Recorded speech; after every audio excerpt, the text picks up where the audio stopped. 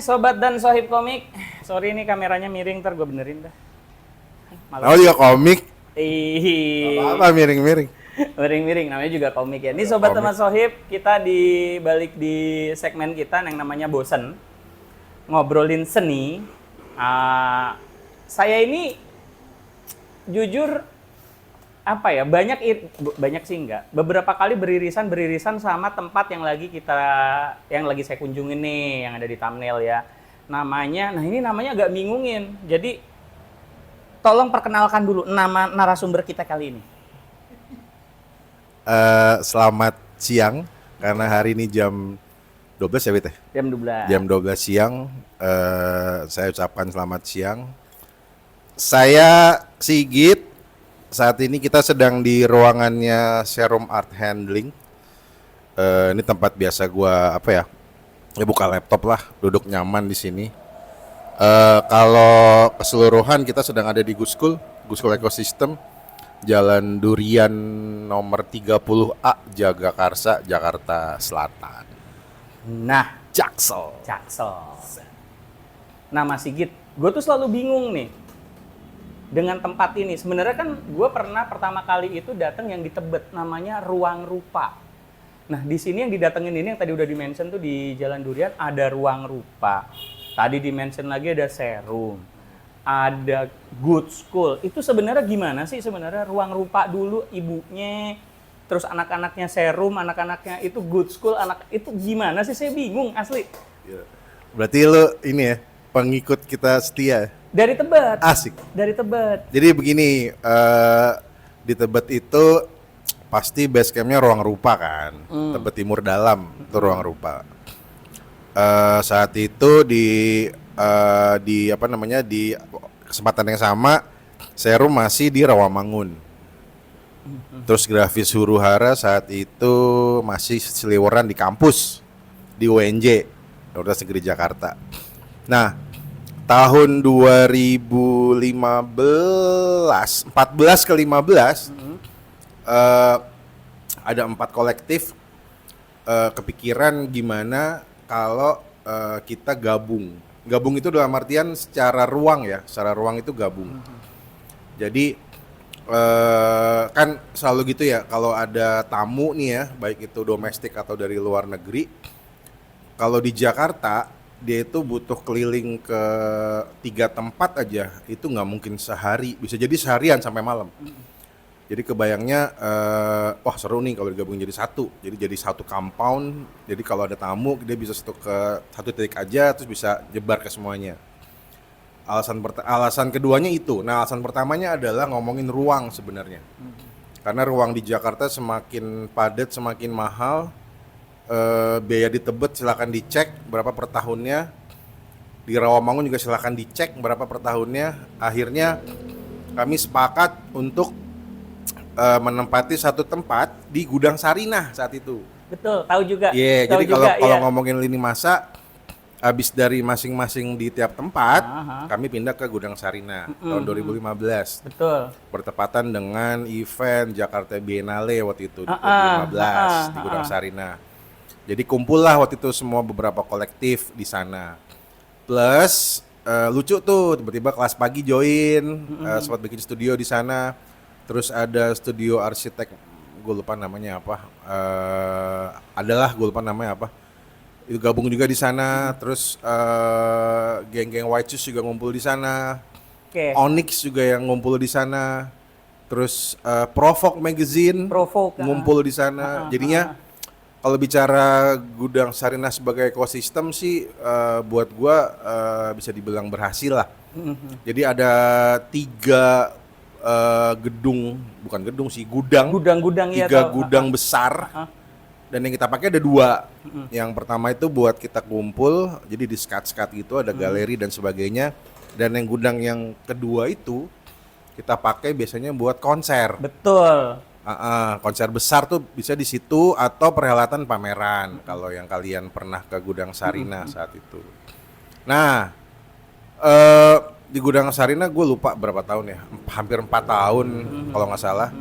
Tiba-tiba kontrak kami nggak diperpanjang. Gitu. Sorry, dipotong. Ada radio juga ya? Ruru Ruru Radio. Radio itu bagian dari kami, bagian dari Ruang oke. Rupa. Jadi program Ruang Rupa itu ada Ruru Radio salah satunya. Itu. Terus kemudian kami nggak diperpanjang dengan alasan yang ya kami kalah lah sama satu perusahaan besar yang menempati Gudang Sarina kemudian setelah kami. Terus kami mulai cari tempat yang saat itu capable sama kondisi kami di keuangan khususnya. Dapatlah di sini. Oke. Ini dulunya lapangan futsal. Jadi kalau orang yang biasa lewat atau tahu namanya adalah Durian Futsal. Durian Futsal. Dulunya. Terus kemudian dari Gudang Sarina kami pindah semuanya ke sini. Nah, ini sorry disela. Jadi sebenarnya buat teman-teman, saya tuh pernah ada pengalaman lucu Mas sama Gudang Sarina. Waktu itu ada acaranya Ruru, saya lupa pokoknya ada fashion, ada segala macam, ada konser juga. Saya nggak tahu kalau udah, buat saya gini, saya tahu kalau lokasi barunya di Gudang Sarina. Saya ke Sarinah, Mas. Oh, lo ke mallnya? Iya. Itu banyak yang kayak gitu. Oh, sampai sono dibilang, Mas ini Gudang Sarina, di mananya ya? Maksudnya, oh ini Gudang Sarina itu di Pancoran. Beda titik. Nah, saya tuh pernah bersinggungan lagi sama, jadi ini ternyata adalah kolektif ya. Kolektif ya. Kolektif dari 3 besar itu tadi. Nah, pertanyaannya adalah langsung, berarti dibagi rata 33% untuk sewa tempat atau gimana? nggak serigid itu sih. Jadi sebenarnya gini, perpindahan dari gudang, jadi gini, dari awalnya kita misah masing-masing, ketika pindah ke Gudang Sarina kan kita bikin Gudang Sarina ekosistem. Jadi orang tahu bahwa ini ekosistem dan semua pindah ke sana. Nah, ketika pindah ke sini, kita pingin ada sesuatu tuh apa ya. Jadi hampir setahun tuh kita berpikir dari Gudang Sarina memikirkan tempat yang baru itu sebagai apa, tema besarnya. Nah, kecetuslah mau bikin sekolahan. Makanya namanya Good School. GUDSKUL, Good School. Jadi kalau di Inggrisin ya Good School. Sekolah anak baik-baik. Oke. Nah, sekolah apa? Good School itu adalah sekolah untuk teman-teman yang ingin tahu atau ingin melihat perkembangan atau ingin ada di sebuah kolektif. Jadi harapannya teman-teman yang bisa belajar di sini, harapannya adalah dia selesai atau ketika dia tamat atau ketika dia pernah ke sini, harapannya adalah dia bisa membuat kolektifnya sendiri. Harapan yang sangat mulia dan sulit ya Pak ya? Sulit, memang sulit, tapi tidak apa ya? Memang bukan sebuah kewajiban, tapi setidaknya ketika ada orang ke sini, mereka bisa lihat, oh nih Ruang Rupa tuh cara kerjanya gini, artistiknya tuh begini. Yang Ruang Rupa selalu hadirkan di karya tuh kayak gini. Mereka pasti ngomongin isunya kota, urban dan sebagainya. Betul, nah kalau Serum, karena basic kami dari pendidikan, dari UNJ, Seni Rupa UNJ, pasti ngomonginnya pendidikan deh.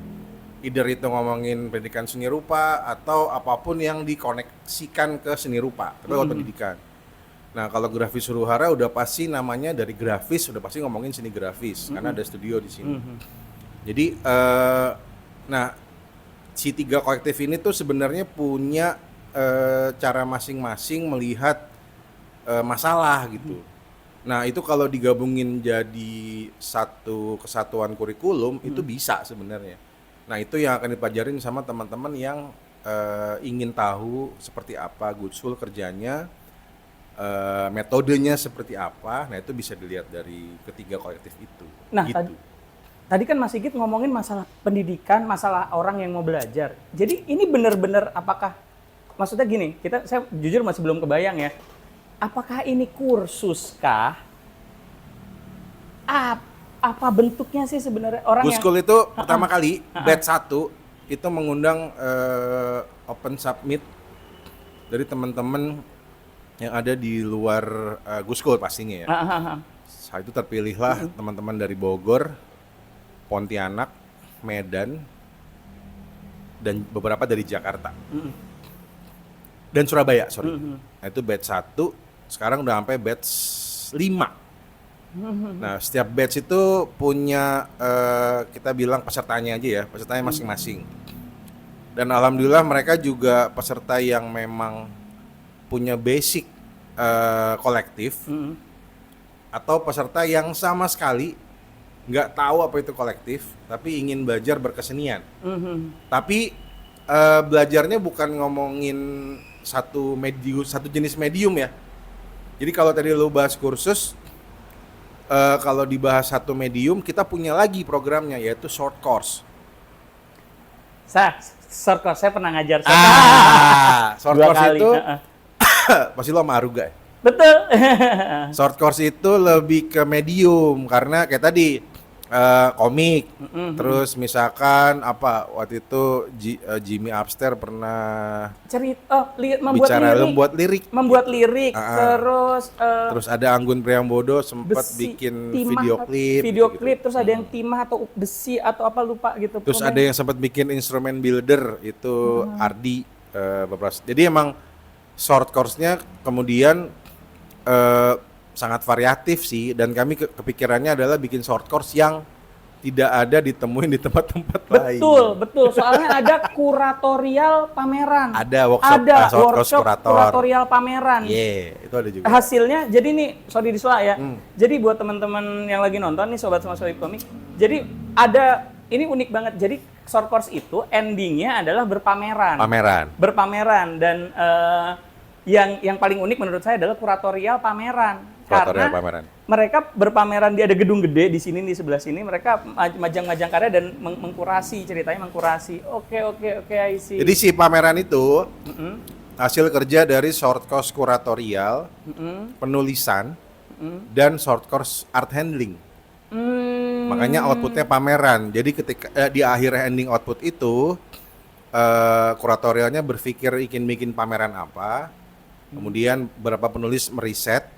Nah, nanti yang kursus short course art handling, dia yang menyiapkan pamerannya, display dan sebagainya. Betul. Nah, karya-karyanya bisa diambil dari short course yang lain, betul. Outputnya medium karya. Dan pamerannya cuma 1 jam.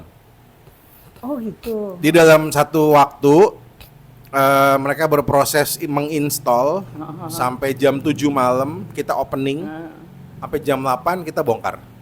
Jadi namanya pameran 1 jam. 1 jam harus banget ya 1 jam ya. Oh alah. Kita balik lagi tadi ke yang pembelajaran yang dari daerah-daerah itu, kan tadi mediumnya banyak kata Mas.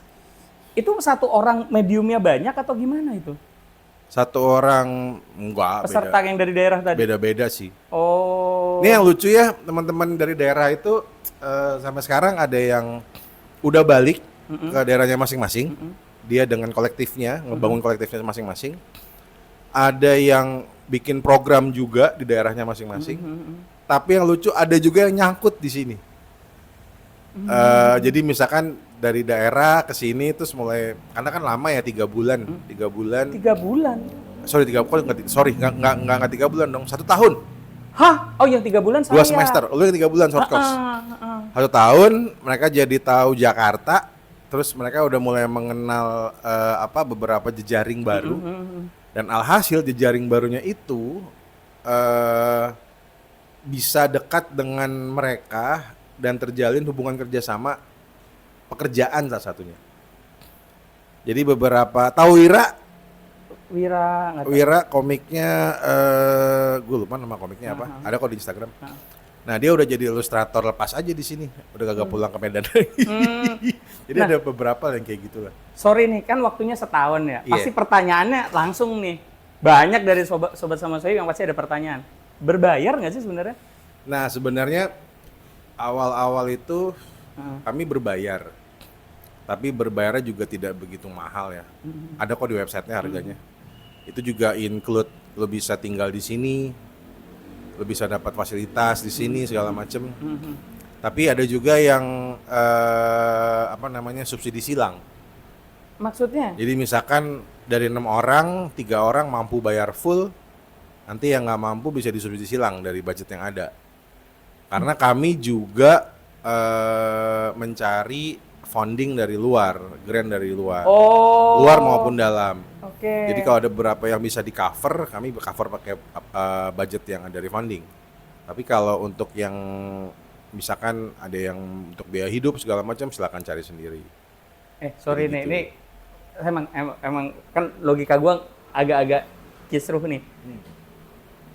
Mas Sigit, teman-teman yang ada di sini nih, penghidupannya dari mana biasanya? Mohon maaf nih, mohon maaf ya. Kalau gua tuh jadi dulu 2006 itu 2004 itu kita mulai 2003 2004 kita mulai main ke Ruang Rupa saat itu. Karena kan Ruang Rupa dari tahun 2000 kan. Tahun 2003 2004 itu tahun-tahun kedua gua kuliah. Gua mulai main ke Ruang Rupa saat itu. Gue mulai ikutan project ke Ruang Rupa tuh. Waktu itu ada yang namanya Jakarta 32 derajat. Itu adalah Oke. apa lagi? Saya pernah video art ya? Macam-macam. Macam-macam salah satunya. Pokoknya itu tempat teman-teman mahasiswa kumpul lah. Gue pertama kali ketemu dengan keajaiban Ruang Rupa di itu. Ya, kita bilangnya komplotan. Komplotan Jakarta Oke. 32. Jadi kampusnya macam-macam sih sejabodetabek sih. Seru sih saat itu. Goalsnya cuma satu, yaitu bisa pameran di Galeri Nasional. Di Galnas. Wih, itu wah gila, itu gue nggak bisa dokumentasi. Itu jadi buat para sobat sama sohib, yang gue datengin itu adalah Oke Video Festival. Oke Video Festival. Jadi dulu tuh ada sebuah apa ya, gimana ya? Video itu adalah sebuah karya seni. Jadi itu jangan bayangin video film ya, bukan ya. Itu pokoknya susah deh dijelasin. Jadi sebuah tempat di Galnas itu art banget, video-video gitu panjang gede banget. Tahun berapa? Ya itu 2004 itu Masih ini ya, masih pakai VCD. Iya. Terus wah itu bagi waktu itu pada di zaman itu ya normal ya, pada di zaman itu. Terus saya ingat ininya Pak, buklet pameran itu kayak kertas koran gitu. Iya. Oh, oke, I see. Ya si Oke Video itu salah satu dari programnya Ruang Rupa. Jadi Ruang Rupa tuh punya program per 2 tahun. Jadi kalau tahun ganjil itu Oke Video Festival dari tahun 2003. Nah kalau tahun genap itu Jakarta 32. Jakarta 32, oke. Dari tahun 2004 sampai sekarang. Dua program itu masih berjalan. Walaupun sekarang tidak terlalu besar, dalam artian tidak terlalu festif lah. Karena kalau dulu kan gede-gedean di Galnas, sekarang lebih kecil-kecilan aja bikin di sini gitu-gitu. Jadi itu 2 program yang masih berjalan. Nah jadi setelah kami main ke Ruang Rupa, program 332, tiba-tiba tahun 2005 tuh kami yang biasa di kampus mulai terusik karena nggak boleh tinggal di kampus, jadi kucing-kucingan mulu tuh. Alhasil mulai berpikir capek juga ya kucing-kucingan sama dosen gitu, perkara menginap gitu. Toh kami juga menginap bukan berarti cuma numpang tidur kan, karena kalau anak seni rupa udah pasti proses itu 24 jam. Jadi susah kalau dibatasin harus pulang karena kampusnya harus tutup gitu. Nah, akhirnya 2006 kita sepakat untuk mencari rumah. Mencari rumah, tapi kepinginnya saat itu membuat sebuah kolektif yang meniru Ruang Rupa lah saat itu. Karena beberapa program baru kita udah pernah ikuti dan kita tahu cara kerjanya lah. Nah, disitulah dibikin Serum tahun 2006. Nah, si Serum itu akhirnya karena kita juga harus menghidupi program, alhasil ada divisi komersilnya nih. Jadi kalau tadi pertanyaannya Widi, gua hidup dari mana ya? Gua hidup dari divisi komersil Serum. Semisal mural, desain grafis, atau garap artistik, percetakan, dan yang paling fokus adalah saat ini gua menggarap sebuah pameran. Makanya ada yang namanya Serum Art Handling. Itu khusus untuk pekerjaan kita mendisplay sebuah pameran. Dari situ hidupnya. Tapi nggak cuma situ ya, maksudnya yang teman-teman yang lain juga masih hidup dari event-event yang lain, entah ada yang jadi artistic director, atau ada yang jadi desainernya, atau ada yang jadi penulis, atau yang jadi kurator, macam-macam sih. Maksudnya mereka tuh hidup bisa dari banyak hal. Jadi nggak hanya dari Good School aja gitu, karena si Good School sendiri juga saat ini apa ya, tidak terlalu komersil amat sih. Cuma kalau dibilang jadi base camp, jadi sebuah ekosistem, ini berjalan sampai sekarang gitu. Pertanyaan berikutnya nih, tadi dibilang ada teman-teman yang nyari fund, ya kan, nyari funding. Itu berlaku di tiga komunitas besar ini, atau ada satu tim yang memang nyari funding buat tiga ini, atau ada iuran anggota kah? Tergantung. Kalau founding sebenarnya kayak Ruang Rupa tuh mereka udah punya jejaring foundingnya sendiri ya. Tapi bisa juga kami mengajukan atas nama Good School. Yang besarnya, yang jadi kolektif satunya. Besarnya adalah Good School-nya, Good School dengan kegiatan programnya. Itu pun juga bisa disubmit ke founding. Jadi founding lihatnya adalah ada kegiatan besar, ada transformasi pengetahuan di sini, dan itu menjadi ya itu jadi narasi besar si proposal untuk ke foundingnya. Siap. Dengan beberapa program pastinya yang ada di situ. Nah, ini mau ngomongin sekarang nih 2024, karena jadi teman-teman mungkin kalau ngeliat yang edisi berikutnya, saya sama teman-teman tuh tergabung di MKI dulu, Masyarakat Komik Indonesia. Jadi dulu sempat jadul. Iya, jadul banget dah tuh. Itu sempat beririsan sama Ruang Rupa untuk waktu itu project komik Busway atau apa gitu. Saya udah sangat lupa sekali. Nah, jadi teman-teman ini kan yang ada di sini dalam tanda kurungnya, apakah seniman ya. Nah, saya pengen ngomongin 2024. Ketika sudah ada Instagram, ketika sudah ada Facebook, ketika sudah ada kita bersatu dalam digital lah. Dulu itu buat para sobat sama sohib, kita tuh harus mendisplay karya secara real. Ada tempat, kita cari tempat, kita mendisplay, kita segala macam. Nah, kalau dari Mas Sigit sendiri, kecenderungan teman-teman sahabat-sahabat muda untuk berpameran itu sekarang gimana sih? Apakah sama? Apakah menurun? Terus audiensnya sendiri gimana untuk datang ke sebuah event sekarang tuh gimana sih iklimnya gitu? Ini kan semesta yang berbeda ya. Maksudnya ada beberapa orang yang bisa menikmati semesta yang sekarang gitu. Bicara digital gitu. Ada beberapa orang yang cukup dengan memposting karya-karyanya di feed Instagramnya masing-masing, atau di website, atau di blog apapun itu ya. Ada yang merasa cukup gitu. Ditambah kemarin sempat nge-boom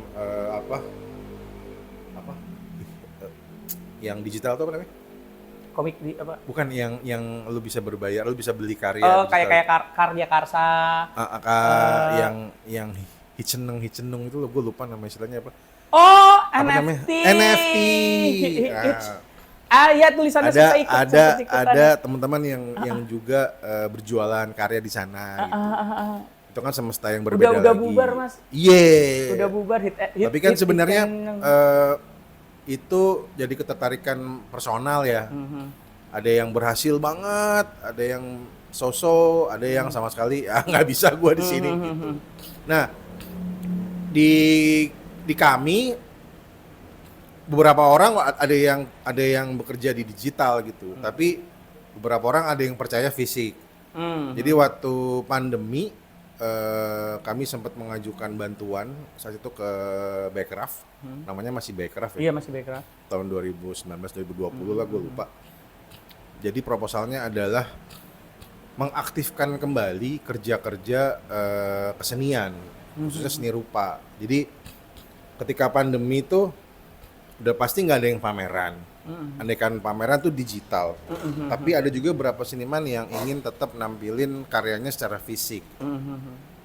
Jadi kami membuat sebuah proposal yang menyatakan bahwa program ini bisa menghidupi kembali teman-teman seniman yang berkarya secara fisik, kemudian teman-teman kurator, penulis, dan art handling, dan juga pemilik venue. Nah, jadi program ini alhasil kami setting di Good School, dengan mengundang beberapa seniman. Kita sempat ada 3 program, 3 program pameran, dan senimannya bekerja fisik, mengumpulkan karya di sini, dan pamerannya kita scanning saat itu, scanning 360, 360. Saya pernah dengar. Iya. Ada kamera-kamera di titik-titik tertentu. Oh. Jadi kalau sebenarnya si metode itu dipakai sama orang-orang buat jualan apartemen. Iya, Jadi kalau mau jualan apartemen, si kamera itu akan meng-scan sudut-sudut apartemen untuk bisa dilihat secara digital. Oh, kamarnya kayak gini, dapurnya kayak gini. Nah, logika itu kami pindahkan ke ruang galeri. Jadi orang bisa menikmati pameran, tapi pamerannya beneran ada. Iya, pameran. Jadi kalau pameran virtual kan sebenarnya karyanya juga digital ya. Karyanya digital dan ruangnya juga virtual. Jadi ruangnya itu aslinya nggak ada. Aslinya nggak ada, gitu. 3D. Di treatment sedemikian mungkin jadi ruang virtual lah. Nah, yang ngebedain adalah itu, kita punya ruangannya sendiri dan karyanya ada. Jadi bisa dari dua hal, menikmatinya dengan cara digital di website, atau kalau mau datang langsung bisa ke Good School saat itu. Pada saat itu. Dan kita udah siap dengan dulu bahasanya yang harus cuci tangan segala macam. Iya, saya sempat lihat itu, tapi fisik. Jadi harus fisik. Cek kesehatan dulu lah, logikanya gitu lah. Jadi bisa dua-duanya, bisa ngecek di digital, bisa datang langsung. Oke. Nah, kemudian begini, saya kenal seorang teman yang ternyata dia dalam tanda kurung mungkin pengajar di sini juga, namanya Pandu. Katanya dia di sini itu Ruru Kids. Apakah itu Ruru Kids? Jadi Ruang Rupa itu kan sebenarnya punya banyak program. Tadi kita udah sebut ya, yang Oke Video, Jakarta 32, ada Ruru Kids, ada Ruru Radio. Terus ada macam-macam lah, ada beberapa program lain lah di luar itu. Nah, ketika pindah ke Good School, semua program-program itu jadi berdiri secara mandiri. Jadi mereka dikelola dengan orang-orang yang terpilih aja, maksudnya yang emang gue fokus sama anak nih, berarti gue bisa ngerjain program Ruru Kids nih. Kemudian kalau Ruru Radio ya ada teman-teman yang senang broadcast, itu bisa masuk di Ruru Radio. Oke. Yang masih bersinggungan dengan video, film, multimedia, new media arts itu bisa gabung ke Oke Video. Yang J32 juga teman-teman mahasiswa bisa gabung ke situ dan sebagainya. Jadi sekarang udah menjadi entitas sih sebenarnya si program-program ini udah jadi itu. entitas. Dan kalau ke Good School saat ini mereka sudah punya ruangnya masing-masing. Kita jalan-jalan deh, kita cek ruangnya masing-masing. Nah, itu yang tadi lo maksud sebagai Ruru Kids. Dan mereka fokusnya emang sama anak-anak. Oh, sorry. Itu kalau seumpama saya punya anak masuk, saya mau belajar menggambar. Medianya apakah gambar atau? Jadi sebenarnya kenapa dibikin Ruru Kids awal-awal adalah ketika teman-teman mulai bertambah umur dan mulai berkeluarga dan mulai punya anak. Iya. Ngebayanginnya adalah gimana caranya ketika kami harus ketemuan dan anaknya harus dibawa. Nah, membayangkan Ruru Kids itu adalah sebuah ruang aman untuk anaknya teman-teman masing-masing nih. Idenya begitu sebenarnya pertama kali. Oke. Jadi saat itu ketika bawa anak, taruh di situ, ibu bapaknya meeting misalkan, anaknya bisa main di situ. Jadi kalau mau ngomongin kegiatan menggambar di ruangan itu ada segala macam. Nah, lama-kelamaan jadi sebuah program yang agak sedikit lebih concern nih ke anak-anak. Kita Rukis pernah bikin festival saat itu, festival anak. Pernah di Good School juga, pernah bikin acara besar juga di Urban Forest di Fatmawati. Oh, Urban Forest. Iya. Saya pernah diusir, Mas. Lu enggak? Di Urban Forest. Lu enggak forest sih lu. Iya, enggak forest. Ternyata gue urban banget. Iya, lu urban banget. Lagi lu itu. enggak forest. Lu harus blend kedua-duanya. Terus beberapa lagi yang lucu juga workshop di mall gitu ya, kayak di Bintaro Exchange atau di mana gitu. Pokoknya intinya sebenarnya Rukits itu selain bicara anak dan kehidupannya, juga melakukan kegiatan-kegiatan kayak workshop, itu kayak diskusi. Disla. berbayar nggak sih semua? Gue pengen anak gue belajar patung kah, face Kalau painting. udah spesifik, pastinya berbayar. Oke. Karena mau nggak mau dari tim Ruru Kids, dia pasti akan meng-hire salah satu orang yang emang kompeten di situ. Betul. Kalau bicara gambar, semua orang bisa gambar. Betul, Tinggal betul, kasih betul. kertas sama krayon dan anak bisa berimajinasi. Tapi kalau udah ngomongin medium yang kayak patung, kita pasti akan lebih serius lagi nih mikirinnya. Ruru Kids juga buka kelas kok. Buka kelas, itu pun juga berbayar gitu. Jadi ada yang di Go School juga berbayar, sama ada beberapa kelas di luar juga berbayar. Nah, soalnya kenapa saya nanya gini para sobat Mas Sohib, jadi pernah di satu lini waktu tuh mereka ada face painting. Iya. Terus ada yang kayak jambore apa gitu, apa maksudnya kemana gitu, kayak summer class Summer gitu. class. Dan itu semua ternyata adalah program dalam tanda kutip ya, cari uang. Ya, salah satu bagiannya ada yang fundraising, ada juga yang emang ya Ruru Kids harus menghidupi programnya sendiri, makanya dia harus cari gimana caranya pemasukannya harus dipikirin juga.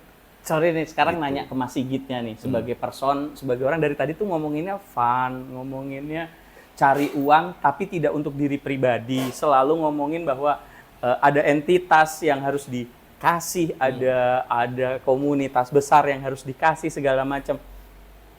Sampai sekarang nih pasti Mas Sigit kan ngurusin itu semua nih. Ya. Kenapa? Jadi sebenarnya kalau bicara program yang tadi disebut itu ya, itu kan induknya Ruang Rupa. Nah, Ruang Rupa itu harus mencari uang untuk menghidupi program-programnya. Betul. Nah, karena sekarang udah masing-masing, jadi si program-program itu udah mandiri mencari pemasukannya sendiri. Oke. Makanya kayak Ruru Kids buka kelas, kemudian Ruru Radio ada kegiatan offline, bikin konser, bikin karaoke. Itu kan masuk penghasilan kan. Itu untuk menghidupi teman-teman yang ada kerja di sana dan menghidupi programnya sebenarnya. Dah kalau serumnya sendiri? Kalau Serum saat ini ya dari pekerjaan komersil itu yang menghidupi programnya Serum. Tapi nggak menutup kemungkinan kayak proyek kami terakhir ini nanti akan launching di 17 September. Itu kita ngajuin ke Dana Indonesia ke LPDP untuk program. Jadi sebenarnya bantuan dari kementerian, khususnya Kemendikbud itu banyak banget. Dan silakan cek di websitenya mereka, itu macam-macam kok. Dan kami tuh tahun ini ada Serum dengan ekstrakurikuler, terus ada platform baru namanya Temu Jalar, itu juga digital, juga kami buka proposal. Terus ada pameran arsip almarhum Krisnamurti, itu juga di sounding atau dikirim dari salah satu personil yang ada di Serum dan Good School. Gitu. Jadi, wah ini saya kenapa pengen banget ngobrol sama Mas Sigit nih, para sobat sama Sohib, karena ini adalah hal yang pada saat itu tidak dilakukan oleh komunitas komik. Ada yang cari funding, bahwa ada lini-lini tertentu, ada celah-celah tertentu, bahwa kegiatan kebudayaan ini itu ada caranya kok untuk dapat funding. Itu yang banyak. Ternyata banyak ini. Banyak. Dan jujur saya belum pernah belum pernah mengimplementasikan, sering dengar ceritanya, belum pernah mengimplementasikan ini. Dan mudah-mudahan nih buat para sobat sama Sohib nih kelihatan bahwa apakah saya malah mau ngelempar pertanyaan buat sobat sama Sohib. Apakah metode seperti ini tuh bisa ada sebuah ruangan komik atau entah itu nanti dipikirin sama sobat sama Sohib, boleh nanti di komen-komen di bawah. Saya mau nanya lagi nih berikutnya kan. Dengan tadi disebut bahwa punya platform digital. Tadi apa namanya? Temu Jalar. Temu Jalar itu apa sih? Temu Jalar itu sebenarnya dibuat ketika pandemi. Oke. Jadi saat itu adalah satu platform yang kami bayangkan kami bisa berinteraksi dengan kolektif lain di luar Good School untuk bisa berkomunikasi di platform itu, di Temu Jalar itu. Jadi misalkan ada satu ruang kita ngomongin apa, diskusi, terus pindah lagi ke ruang mana ngomongin apa, bisa kirim-kirim gambar, kirim-kirim video di sana. bahkan itu bisa dipakai sama kolektif yang ada di luar Indonesia bahkan, karena kan digital bisa kemana-mana. Oke. Nah itu program dibentuk ketika pandemi, tapi saat itu eh, kami punya masalah untuk mendevelop sebenarnya karena mainan baru kan, paham. dan bikin gitu tuh nggak mudah lah saat Paham. itu, nggak mudah. Nah berjalannya waktu akhirnya baru bisa lagi fokus sekarang. Nah pertanyaannya adalah apakah masih relate si platform itu sekarang? Nah kami coba lagi dengan beberapa kemungkinan lain yang emang juga bisa dilakukan secara virtual itu lagi. Jadi memang kita sudah melewati fase daring dan luring. Luring kan? ya. Jadi mau andaikan walaupun sekarang semua udah bisa daring, istilahnya kalian pasti ada yang masih luring lah. Zoom itu masih dipakai ya. Masih dipakai. Tapi Google Meet masih dipakai. Masih dipakai. Nah, kami kepikiran platform ini sebenarnya juga masih bisa jalan untuk komunikasi. Jadi kita coba untuk mendevelop ulang lagi si platform ini. Nah, Mas, ini tadi ngomonginnya kan Ruru, serum. Oh iya ini sebelum saya masuk ke pertanyaan berikutnya. Serum itu saya terasa tulisannya serum beneran ya. Saya kira serum. Awalnya serum, cuman mikirnya terlalu ke Inggris-Inggrisan. Akhirnya dibikin SERRUM. Nah, gini Mas Sigit. Indonesia Sabang sampai Merauke, dari ujung Aceh sampai ujung Papua. Tadi ada yang dari mana-mana gitu. Kalau dari Serum, garis miring Ruru, garis miring Good School sebagai kesatuan entitas itu sendiri, menjangkau paling jauh udah sampai mana sih teman-teman seniman kita? Seniman muda ya maksudnya ya? Ya Sabang sampai Merauke. Udah sampai Papua ya, Man? Aceh ada, Papua ada. Papua tuh ada Indonesian Art Movement, IAM, itu di Jayapura. Terus yang ada gedung gede ya? Gedung itu dari pertanian Jokowi bukan sih? Sorry. Wah, mereka bikin space sendiri. IAM itu ikutan batch 5 Good School yang sekarang. Oh, I see. Sorry. Jadi IAM itu salah satu foundernya pertama kali kuliah di IKJ. Ngambil seni pertunjukan atau seni tari, gue lupa. Kemudian dia pulang lagi ke Jayapura untuk membangun kolektifnya. Terus ada program lagi Baku Connect nih yang jalan sekarang. Itu bersama teman-teman yang ada di Sentani. Jadi kalau ngomongin cakupannya Nusantara ya dari Aceh sampai Papua ya udah terkoneksi gitu. Mas Sigit, yang terjun dalam dunia seni ini saya mohon maaf ya, saya banyak pertanyaan-pertanyaan karena saya tidak bersinggungan, tidak bersentuhan dengan kesenian as an art gitu. Keseni komik kan selalu barang dagangan gitu, jadi saya tidak berkesinggungan gitu. Mas Sigit kan nyeburnya di seni nih. Benar-benar seni, menghidupi teman-teman, menggerakkan teman-teman. Relevansinya sampai sekarang itu seni apa sih, Mas? Sebenarnya kalau bicara maaf nih ya, maaf ya. Lu minta maaf sih. Soalnya kalau di konten-konten saya nih ya, Mas ya, suka ngeledek-ngeledekin. Apalagi Mas Umar ngapain? Kemarin habis episode Umar, lo ngapain sih sekolah? Jadi seniman lu gitu. Ini adalah pertanyaan-pertanyaan yang saya sendiri nggak pernah relate gitu. Gini deh, kalau dari personal ya. Iya. Dulu gue memilih seni rupa tuh ya karena gue suka gambar lah ya. Dari sebuah medium lah, makanya milih seni rupa kuliahnya waktu itu. Tapi ketika 2 tahun kuliah, ternyata nggak cuma medium nih kalau bicara seni. Lagi kalau bicara contemporary art, semua udah serba cair gitu ya. Kemudian ada juga keikutsertaan publik yang juga merespon karyanya gitu. Terus berkembang ada pendidikan yang terus berubah. Kita harus mengedukasi gitu karena kalau bicara seni murni itu tidak gampang mengedukasikan ke publik gitu. Jadi ada berapa bukan tanggung jawab ya, cuman maksudnya jadi bagian yang harus kami selesaikan juga nih. Jadi ada beberapa seniman yang ketika bikin karya ya dia nggak peduli interpretasi publik seperti apa, dan itu sah-sah aja sebenarnya. Tapi bagi kami ada beberapa hal yang ketika kami berkarya kami juga ingin tahu dan ingin publik itu juga nyampe misinya gitu loh, nyampe temanya ke publik. Jadi kalau bicara seni sebenarnya sekarang udah sangat cair banget, nggak selalu bicara medium, tapi tetap ada poin artistik gitu. Kayak misalkan setiap kali Serum sebagai sebuah kolektif pameran pasti ada apa? Misalkan ada proyeksi di meja, ada dokumentasi video, terus ada catatan-catatan arsip yang ditempel di dinding, itu bagian dari artistiknya sebenarnya. Kalau bicara ruang rupa misalkan ada banyak objek, entah itu objeknya representasi dari cerita yang ada di proyeknya, itu bagian dari artistiknya juga. Kalau bicara grafis huru-hara, karena dia mediumnya grafis, sudah pasti ada seni grafis, ada karya-karya sablon, ada cukil, itu bagian dari artistiknya. Jadi kalau bicara seni ya saat ini udah apa ya, udah nggak terfokus sama salah satu medium aja gitu. Gue bisa tiba-tiba bikin karya komik dan gue bilang bahwa ini karya komik gue, itu sah-sah aja. nggak ada yang maksudnya kalau ada yang mau kritik ya silakan kritik aja, gue bisa menjawab lagi kenapa alasan gue bikin komik. Jadi saat ini yang luput di dunia pendidikan menurut gue, guru-guru seni rupa itu masih terbatas sama medium.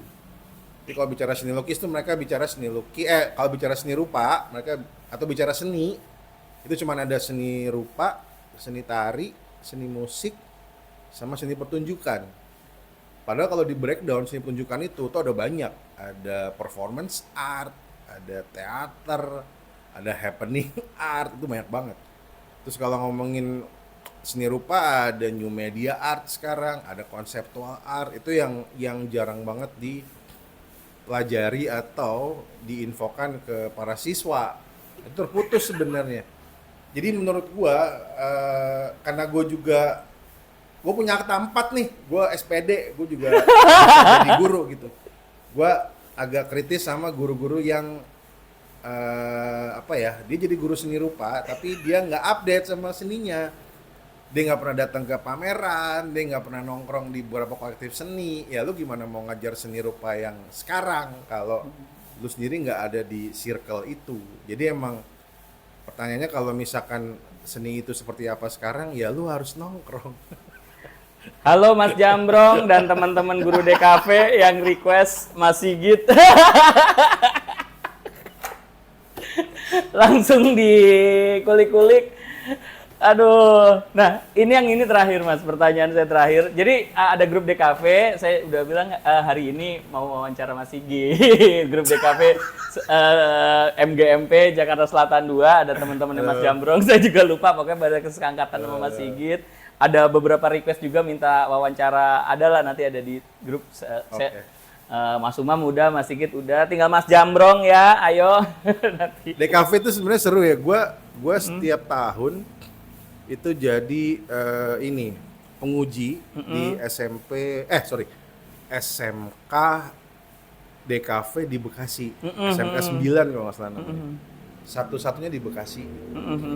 Jadi saat itu ujian terakhirnya adalah mereka meng-create dari sebuah makanan tradisional yang ada di sekitar mereka, apapun itu, mereka pilih, mereka kasih alasan kenapa mereka memilih makanan itu, terus silahkan rebranding logonya, foto dengan baik, dan memikirkan packaging. Asesor nih.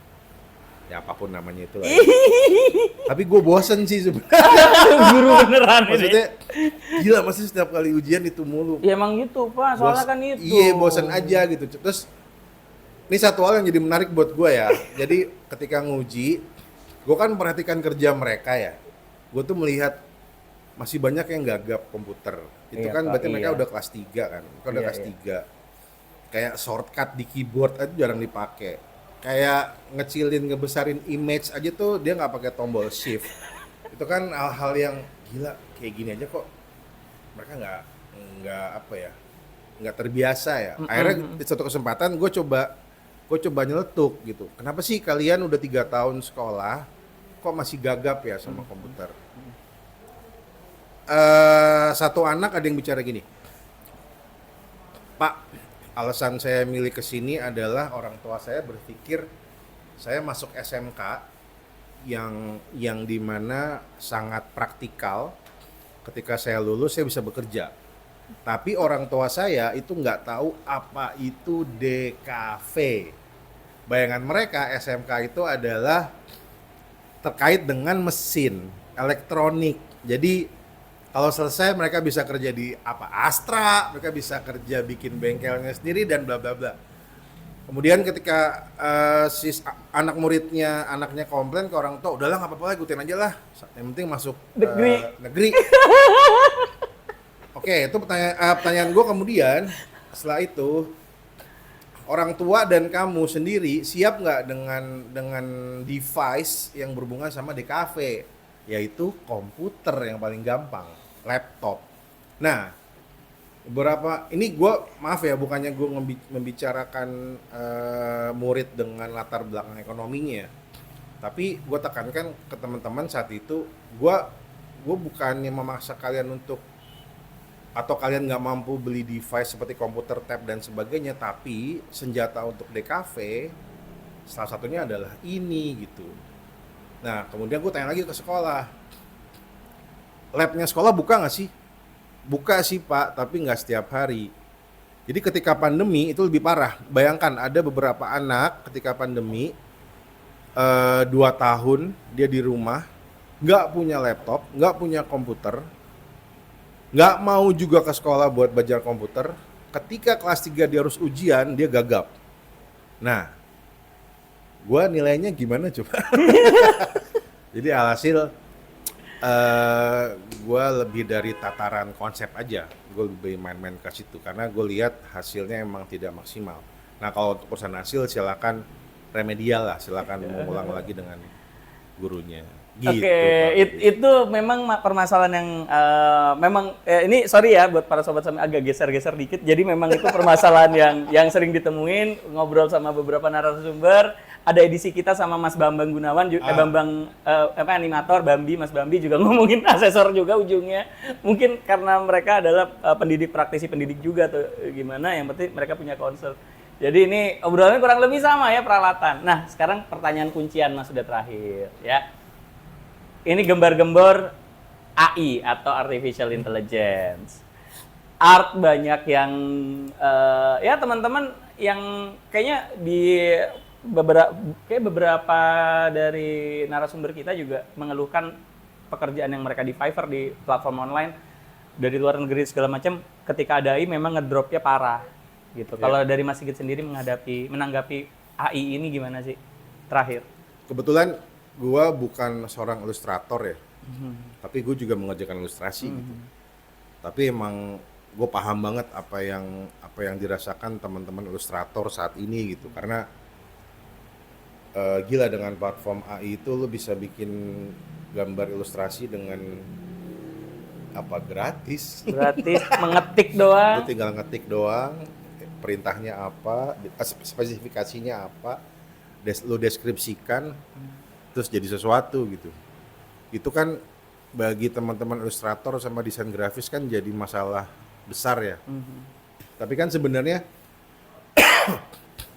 yang tidak bisa tergantikan kan adalah komunikasi langsung ya sama si klien ya. Jadi menurut gua kalau teman-teman udah punya hubungan baik, a good relationship sama entah itu klien atau korporat atau personal, itu pasti akan mudah-mudahan akan jalan-jalan baik-baik aja sih ya. Karena AI itu apa ya? Ya bukan manusia gitu. Maksudnya kalau bicara revisi kan enak ya ngobrol bareng gitu ya. Terus walaupun cuman di coffee shop untuk ngobrolin sesuatu itu kan lebih manusiawi lah. Tapi emang ada beberapa aspek yang juga sudah diuntungkan dengan menggunakan AI. Tapi menurut gua tetap tidak tergantikan lah hubungan antara manusia dan manusia gitu. Terus kalau gue sendiri terkait desain 3D layout itu juga udah mulai kuasain nih sama AI nih. Jadi lu kalau mau bikin bangunan secara arsitektur atau apapun itu bisa juga dengan AI. Tapi kan sebenarnya kalau pameran kan yang pertama adalah lu harus tahu venue-nya kan. Lu harus tahu venue-nya, tempat pamerannya. Sama lu harus pegang database karyanya. Nah, itu juga sebenarnya masih belum bisa tergantikan sama AI itu. Belum serigid itulah kerjanya si AI gitu. Jadi maksud gua masih ada beberapa hal yang juga bisa kita siasati lah. Sama yang paling penting adalah seni murni atau fine art itu tidak bisa digantikan sama digital menurut gua. Jadi silakan tanya para pelukis-pelukis yang masih rajin melukis sampai saat ini, terlepas karyanya payu atau enggak, itu bisa jadi tolak ukur bahwa mereka masih bisa hidup kok, mereka masih bisa dikoleksi kok sebuah lukisannya yang emang itu guratan dari tangannya sendiri. Walaupun sebenarnya banyak kok beberapa seniman yang udah ngeprint terus tinggal ditacap-tacap juga banyak. Itu kan nanti itu kan urusan artistiknya aja ya, tapi maksud gua kekuatan dari karya gitu ya, apalagi seni murni itu masih tetap nomor satu lah. Masih nggak bisa dikalahkan sama AI lah gitu. Oke, thank you Mas Sigit, kita ngobrol-ngobrolnya. Sama-sama. Ya, the best. Thank you ya Sobat Sama Sohib. Terima kasih ya sudah disamperin. Jauh-jauh.